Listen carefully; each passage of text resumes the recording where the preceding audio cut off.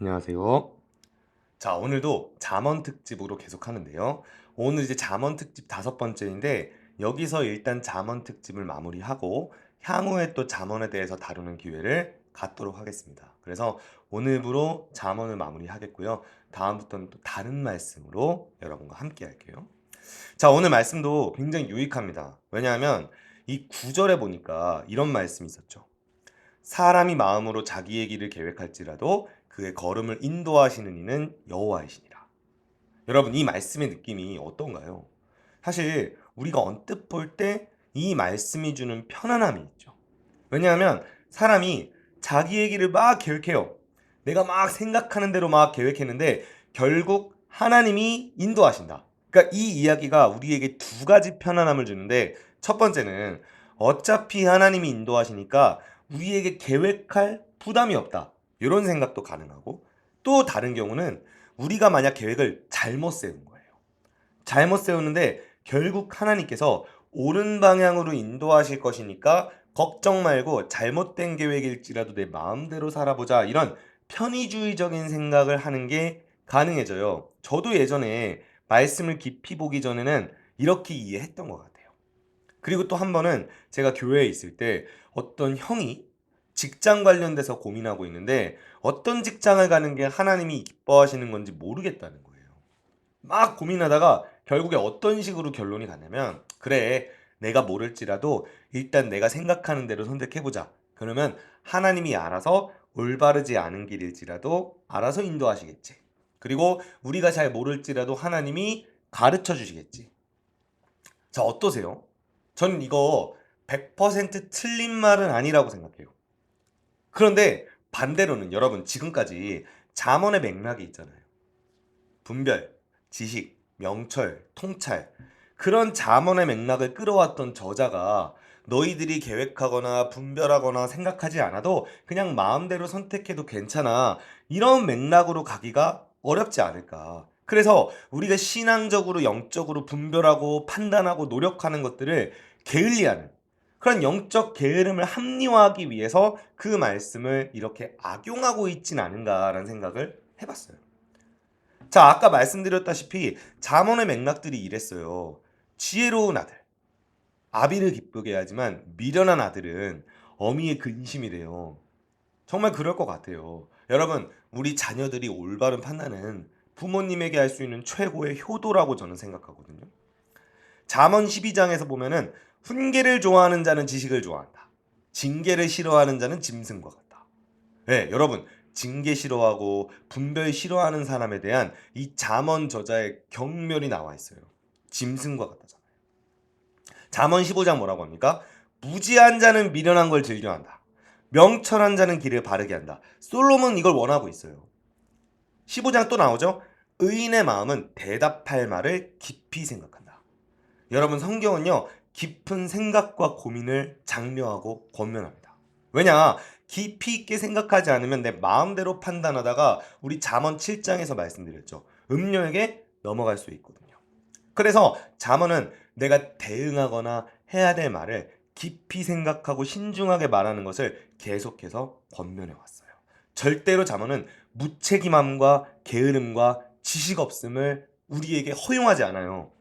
책임감 있고 리더십 있고 성실한 태도, 똑똑하고 지혜로운 태도를 이야기했어요. 그랬던 솔로몬이 갑자기 잠언 16장에서 계획을 세우지 않아도 괜찮다, 이렇게 말할 리가 없겠죠. 여러분, 성경은 다시 한번 말씀드리지만 맥락을 항상 생각해야 됩니다. 지금까지 저자가 끌어왔던 맥락, 성격, 색깔, 흐름, 이거를 보면서 계속 말씀의 구절구절을 해석해야 하는 거죠. 여러분, 일단 1절에서 3절 볼까요? 여기에 1절이요, 9절과 뉘앙스가 사실 굉장히 유사합니다. 마음의 경영이란 말이 있는데 이게 마라크라는 히브리어인데 준비, 작정, 이런 의미가 있어요. 그래서 내가 준비하고 작정을 한다 할지라도 응답은 하나님께 온다. 응답이. 그래서 이게 사실 솔로몬이 이 말을 왜 했냐면 결과, 내가 준비한 거에 대한 응답이 하나님께 있다라는 것인데, 잠언이 이런 말을 한 이유는 잠언이 단순히 격언들을 모아놓은 것 같지만 1절부터 3절까지는 느낌이 약간 달라요. 왜냐하면 3절에서 너의 행사를 여호와께 맡기라. 그러면 네가 경영하는 게 이루어진다라고 되어 있거든요. 이 부분은요, 일종의 작은 결론 같아요. 1절에서 마음의 준비와 계획이 사람에게 있어도 하나님이 응답하고 결론 내신다라고 말을 했죠. 그러면서 이 2절이 그 이유를 설명하는 것처럼 되어 있어요. 그죠? Why죠. 그러니까 뭐냐면 이 3절의 결론으로 가기 위해서 1, 2절이 그것을 중간으로 판단을 하고 있는 건데, 먼저 준비와 작정은 사람에게 있으나 결론과 응답은 하나님께서 내시는 것이고, 그리고 2절에 또 다른 중요한 이유가 사람의 행위가 자기가 보기에는 깨끗하다는 거예요. 자기 생각에는, 자기 기준에는. 그러나 여호와께서 심령을 감찰하신다. 따라서 사람이 자기가 볼 때 깨끗하고 의롭고 옳다라고 생각하는 결정과 판단을 할지라도 결국 이 모든 판단도 하나님이 하시고 모든 응답이 하나님께로 되었기 때문에 내가 생각하고 판단한 대로 절대 가지 않는다. 이 말을 하려는 거죠. 이것은 결국 전반적으로 사람의 생각과 사람의 행위를 부정하려는 방향으로 가고 있다는 걸 알 수 있어요. 지금 잠언 16장 전후에 어떤 말씀들이 있었냐면, 제가 2절만 다시 보여드릴게요. 이 2절과 관련돼서 비슷한 맥락의 말을 14장에서 했었어요. 어떤 길은 사람이 보기에 바르나 필경은 사망의 길입니다. 잠언 16장에서 또 25절에 보시면 아주 번역이 토시 하나 안 틀리고 똑같이 되어 있네요. 어떤 길은 사람이 보기에 바르나 필경은 사망의 길입니다. 이 잠언 두 말씀과 오늘 16장 2절을 같이 보시면 지금 솔로몬의 의지가 나타나 있죠. 너희들은 너희가 볼 때 깨끗하다고 생각하고 너희가 볼 때 바르다고 생각하는 길을 선택하지만 그거 틀리다. 아니다.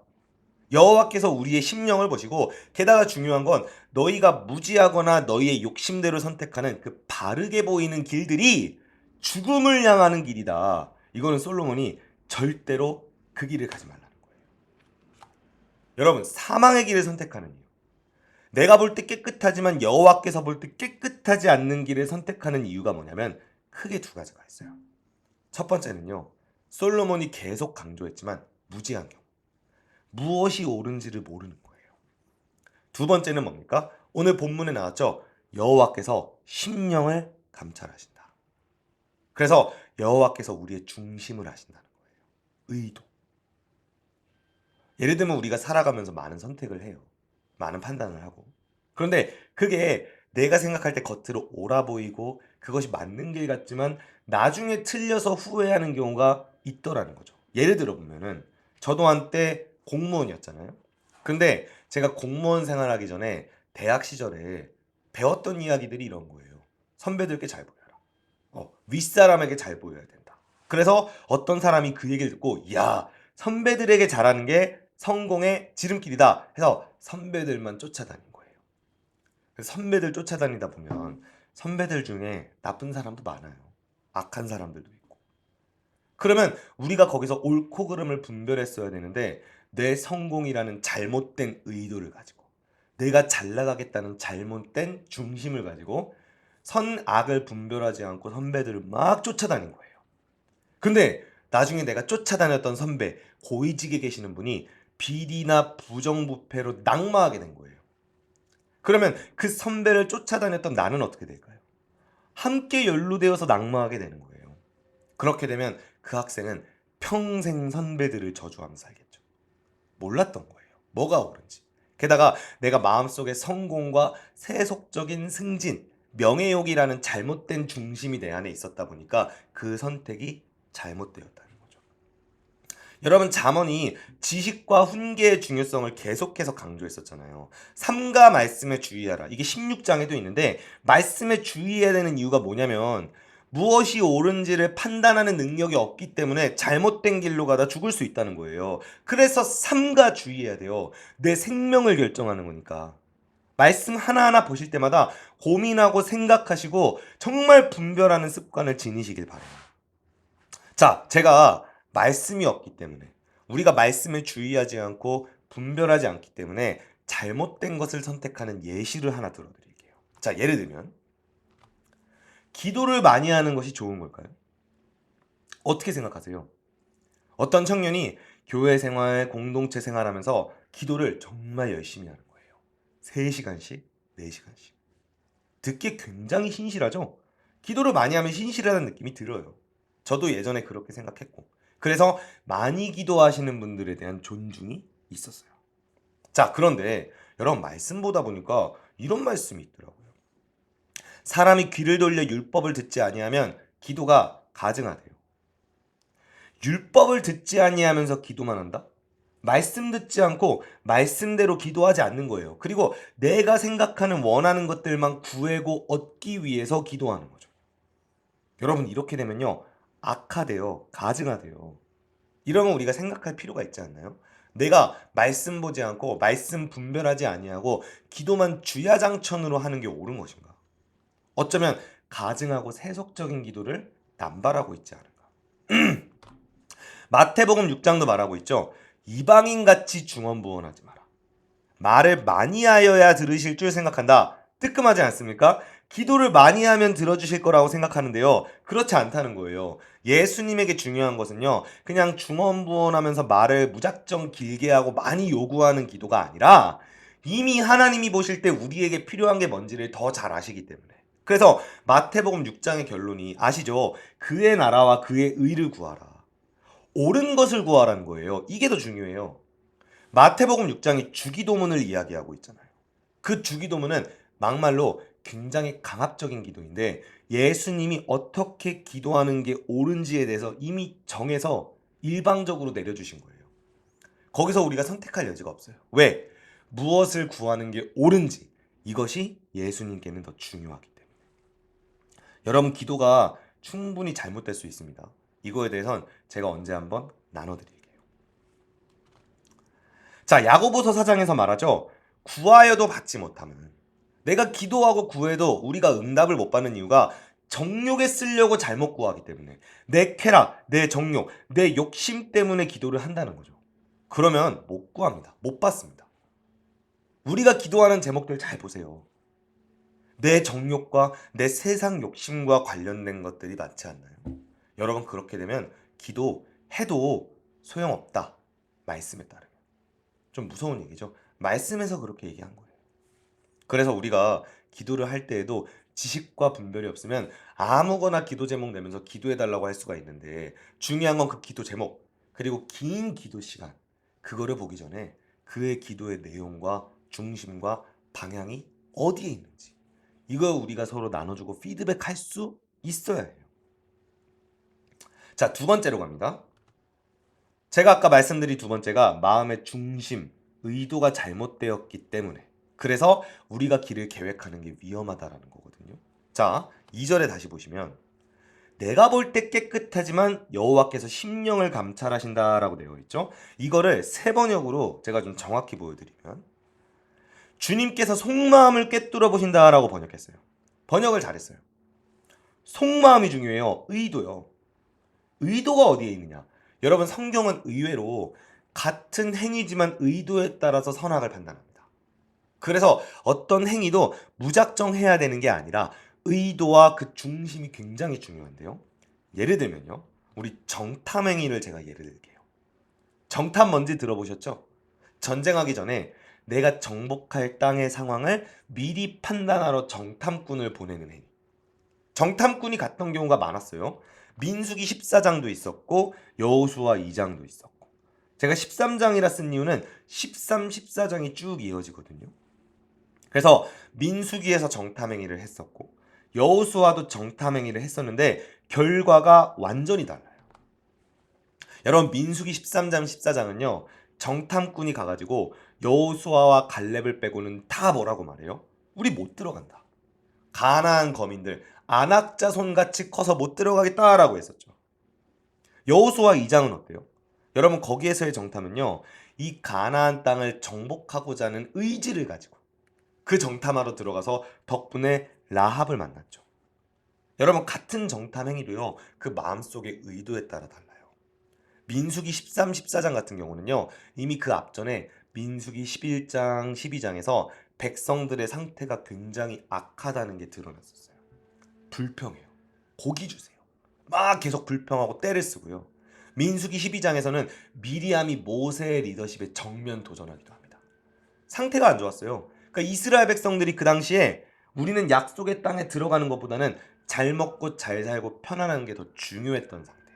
그 상태에서 정탐하게 되면 그 정탐은 정복을 더 잘하기 위한 목적이 되는 게 아니라 어떻게든 그 힘들고 어려운 영적 전쟁을 피하고자 하는 구실을 발견하기 위한 정탐이 되는 거죠. 그런데 여호수아 2장은요. 여러분 여호수아 1장에서 제가 써놨죠. 1장에서 좌로나 우로나 치우치지 않고 말씀을 모두 지키겠다는 결단이 먼저 선행되었어요. 그리고 나서 정탐하게 되면 이것은 우리가 약속의 땅을 정복하겠다는 신실한 의도의 정탐이라는 거죠. 그래서 결과가 완전히 달라요. 민수기 14장 이후에는요. 가나안의 출애굽 1세대가 멸망하게 되고요. 여호수아 2장 같은 경우에는 이 정탐 이후에 라합이라는 믿음의 자손도 얻게 되고 여리고성을 무너뜨리게 된 거죠. 그래서 우리 마음속의 상태와 의도에 따라서 같은 행위도 달라진다. 따라서 내가 무작정 내가 옳다고 생각하는 대로 계획 세워도 우리의 심령과 의도를 우리가 제대로 세우지 않으면 망한다는 거죠. 두 번째 사례가 금식입니다. 여러분 금식이라는 것도요. 선할 수도 있고 나쁠 수도 있어요. 우리의 중심과 속마음에 따라서. 이사야 58장 보면요. 너희가 금식하면서 논쟁하며 다투며 악한 주먹으로 친다. 너희의 금식은 너희 목소리를 상달하게 하려는 것이 아니니라. 여러분 여기서 지적하시는 포인트는 이스라엘 백성들의 삶은 달라지지 않았어요. 여전히 악해요. 그런데 우리의 목소리를 하나님께 억지로 닿게 하려고 우기면서 하는 금식 원치 않는다는 거예요. 의도가 뭔가요? 내가 하나님 앞에 신실해지고 더 온전해지고자 하는 목적이 아니라 악한 의도와 중심이 드러나 버린 거죠. 야, 너희들의 금식, 너희들의 목소리를 상달하게 하려고 하는 거 아니냐, 떼쓰는 거 아니냐, 그런 금식 내가 원하지 않는다. 여러분 마태복음 6장에서 어때요? 여기서의 금식은요, 아시겠지만 외식이 목적이에요. 금식할 때 너희는 외식하는 자들과 같이 슬픈 기색을 보이지 말라. 의도가 뭡니까? 내가 금식하면서 외식하고 있어요. 야, 내가 진짜 힘들게 신앙생활하고 있다. 나 봐봐. 내 신앙생활 열심히 하고 있지 않니? 내가 이렇게 슬픈 기색을 보이며 흉한 얼굴을 감수하면서 고생하며 신앙생활하고 있다. 이거 인정받으려는 의도라는 거예요. 이거 하나님이 원치 않으세요. 누가복음 5장은 어때요? 요한의 제자들이 금식을 자주 해요. 여러분 근데 이거는 우리가 알 수 있다시피 구약의 율법과 절기를 기계적으로 관습적으로 지켜왔던 금식이라는 거예요. 이것 잘못됐다는 거죠. 여러 가지 의도의 잘못된 것들로 인해서 같은 금식 행위도 다를 수가 있어요. 틀릴 수 있고 하나님이 옳지 않다고 하실 수 있어요. 올바른 금식의 예가 있을까요? 사실 금식은 금식 하나로 또 다뤄야 되는 주제여서 차후에 제가 다뤄드리긴 할 거예요. 자, 마태복음 4장에서 예수님 금식하셨죠. 이거 올바른 금식인가요? 그럼요. 예수님의 금식은 악한 시험에 넘어가지 않고 영적으로 깨어있기 위한 올바른 의도의 금식이었잖아요. 이런 금식은 옳은 거예요. 여러분이 주변의 사례들을 잘 생각해 보세요. 내가 겉으로 볼 때 옳다 생각하고 신앙적으로 바르다 생각해서 행동해 왔었는데 그 중심과 의도가 무엇이었나요? 신실한 의도였나요? 여러분 그래서 주변에 신앙생활 열심히 하시는 것 같고 옳은 길을 행동하시는 것 같고 옳은 선택을 하시는 것처럼 보이는 분들 많아요. 무작정 겉으로만 보고 판단하거나 본받지 마시고요. 꼭 물어보거나 들어보세요. 의도가 뭡니까? 어떤 의도와 중심으로 어떤 속마음으로 그런 것들을 계획하고 행동에 옮겼습니까? 여러분에게도 물어보셔야 되고 주변 분들에게도 물어보셔야 돼요. 특별히 여러분이 리더나 멘토가 되어서 제자를 삼으실 때도 그 제자들이 어떤 행동을 했을 때에는 그 행동의 피상적인 것으로 판단하지 마시고 그 마음속의 의도와 중심, 영적인 상태를 보시면서 판단하셔야 됩니다. 자, 아까 다시 오늘 본문 1절에서 3절 그리고 9절로 가볼게요. 제가 이 부분을 보고 다시 재구성을 좀 해보려고 하는데요. 마음을 경영하고 준비하는 일은 사람이 해요. 사람이 마음으로 자기의 길을 계획할 수 있어요. 그러나 그 길을 인도하시고 응답하시는 분이 하나님이신데, 왜냐하면 사람들이 다 각자 자신이 옳다고 생각해서 자신의 길을 계획하거나 자기 기준에 선하다는 생각대로 인생을 계획해서 그 인생의 계획을 실행해요. 그런데 문제는 판단이 틀립니다. 왜냐? 잠언이 지금까지 이야기한 것처럼 무지하거나 말씀을 잘 모르는 경우도 있고요. 또한 2절이 말하는 것처럼 우리의 속마음이 잘못되었을 수 있기 때문에 내가 볼 때 옳다고 생각할 수 있지만 사람은 하나님에게 그 속마음을 드러내게 되어 있거든요.